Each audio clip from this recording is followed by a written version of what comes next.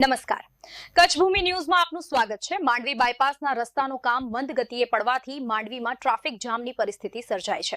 જોઈ શકો છો 8 ફેબ્રુઆરીના આ એમ્બ્યુલન્સ પણ ફસલ છે। જોઈ શકો છો સામે એમ્બ્યુલન્સ આવે છે, આ જોઈ શકો છો અનિલ મહારાજ છે। આખો ટ્રાફિક જામ છે, 2-2.5 કિલોમીટરમાં જામ છે। આ જોઈ શકો છો એમ્બ્યુલન્સ, એની હાલત શું થાય મિત્રો જોઈ શકો છો।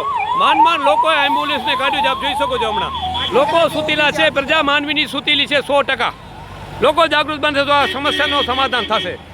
આપ જોઈ શકો છો અહીંયા મખદુમ શાહ પીરની દરગાહ છે, એ યાત્રાળુ આવે છે, બિચારા ગાડી લક્ઝરી પોતાની સાઈડમાં રાખીને પગે બધા જાય છે। જોઈ શકો છો આપ જોઈ શકો છો લોકોની પરેશાની જોઈ શકો છો। લોકો દર્શન કરવા માટે દરગાહ ઉપર આવ્યા છે મખદુમ શાહ પીરની, તો લોકો ભુજથી આવે છે, બિચારા પગે જાય છે લક્ઝરી સાઈડમાં મૂકીને। આપ જોઈ શકો છો હાલત તો જો માંડવીની હાલત તો તમે મિત્રો જો, આ હાલત તો જો મિત્રો। જાગો માંડવીના લોકો, જાગો, જાગૃત બનો મિત્રો। જોઈ શકો છો આપ જો આજે સુતેલા રહેજો તો આ બધા રસ્તા બધા માંડવીને બંધ થઈ જશે।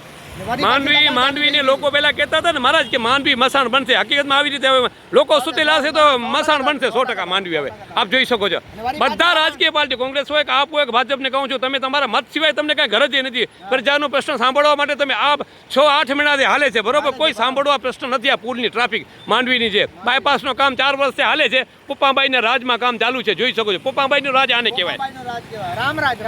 આપ જોઈ શકો છો એમ્બ્યુલન્સ, આ જોઈ શકો છો આમાં દર્દી હશે એની શું હાલત। હવે વન વે છે, આપ જોઈ શકો છો બરાબર ને ભાઈ, કેવી હાલત છે જોઈ શકો છો આપણે।